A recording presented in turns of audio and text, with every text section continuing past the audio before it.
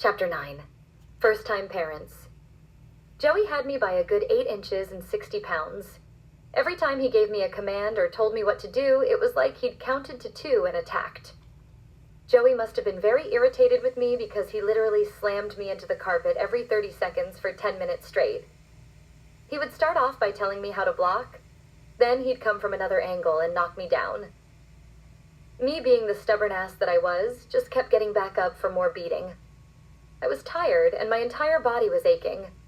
My hair tie fell out, and my clothes looked like I'd walked through a tornado. The last time I smacked the floor flat on my back was physically all my body could take. I rolled over and threw up my cereal, right there onto the living room carpet. I got up and stood in front of him, swaying. With tears rolling down my cheeks, I threw my hair back over my head, wiped the spit off my mouth, and braced for more. At that moment, the Joey that I knew and loved came back to me. He broke his stance and stared at me. It was like he was in a trance and someone snapped their fingers and woke him up. Oh my God, baby girl, are you okay? I'm so sorry, I don't know what I was thinking. Come here.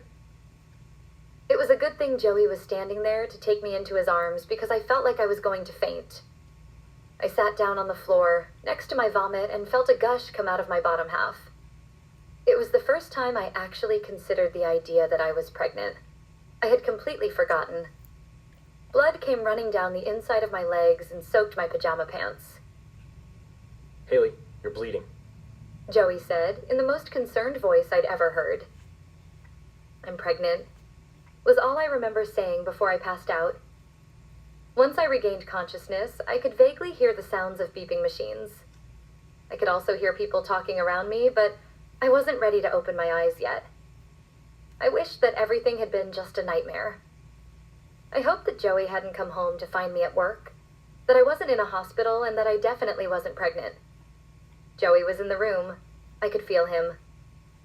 When fingers gently caressed the top of my hand, I knew without looking that it was him. I was trying to hear the doctors, but they were whispering ever so slightly now. I jumped a little when Joey's phone rang. When he answered, I heard him tell some girl named Judy that he'd call her back, and I opened my eyes. Joey stood up, came to the side of the bed, and bent down, kissing my forehead. Hey, baby girl, how are you feeling? Sore, tired, hungry. No more secrets, okay? He asked, kissing my hand. No more secrets, I agreed. Why didn't you tell me you were pregnant? I didn't know, not really. Not until last night. I got sick at Jade's house and took a couple tests just to shut her up. Then I went home and got called into work. I rushed there without thinking, and then you found me at my job and was mad at me. When I got home, you were sitting on the stairs all upset. Then Jade showed up. She brought me the test I'd taken at her house. She told me it was positive, and I just didn't want to believe it. So I shoved it away. I honestly didn't believe that I was. I've had a period every month. Those weren't periods. The doctor said, you have placenta previa. That's why you were bleeding. Did he say how far along I am? No. He wanted you to be awake for the ultrasound. We'll let them explain everything to you when you're feeling better. I'm so sorry about what happened. I don't know what came over me. I wasn't myself. I was destroyed at the thought that I hurt you or our baby. It was like some awful dream. How long have I been out? Almost 32 hours. They wheeled me to the elevator, and the nurse pressed the button for the 4th floor. It was my first ultrasound, and the room itself made me feel queasy. It was dark, quiet, and bare. The ultrasound technician squeezed a cold, jelly-like substance onto my stomach and dug her device into my abdomen. She pushed every which way and took pictures of different parts of me and the baby. The whole process took about 10 minutes, and I sat quietly, except for the occasional groan, when she hit a tender part. I stared at the monitor, but had no idea what I was looking at. It all looked like gray and black blobs to me. Can you tell how many months I am? I asked curiously, looking at the screen.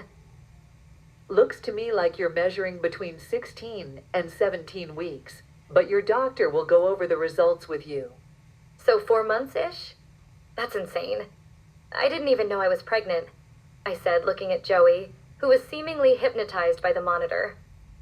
Do you want to hear the heartbeat? Yes, of course. I blurted out and went to sit up. No, you lie still. Just listen. She said, turning the volume all the way up. Just then, I heard the most breathtaking sound coming from the speakers. Everyone in the world knows what a heartbeat sounds like, but when you hear the heartbeat of something growing inside of you, it's altogether different. It's so fast. Nice strong heartbeat. Do you want to know the sex?